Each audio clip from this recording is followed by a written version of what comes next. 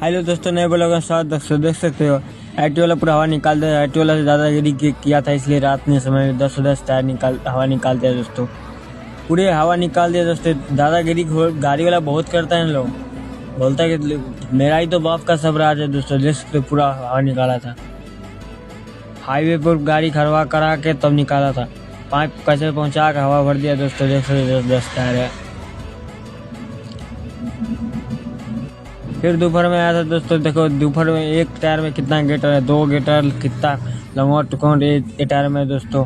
फटा हुआ टायर फिर भी इतना डाले हुआ है। फिर दोपहर में एक और गाड़ी आया था तो 4 टायर था, 2 नीमो टायर था, एक में पंचे बनाने का था, फिट करने का दोस्तों नया पूरा। देख सकते नाइट के समय दोस्तों कितना छोटा खेल लिया दोस्तों। इतना परेशानी 3 बार पंचे कर दिया गाड़ी को दोस्तों। बहुत परेशानी करता है यार दोस्तों, क्या बात है। बाय। ब्लॉग अच्छा लगा तो लाइक करना, फॉलो करना, शेयर करना दोस्तों। बाय।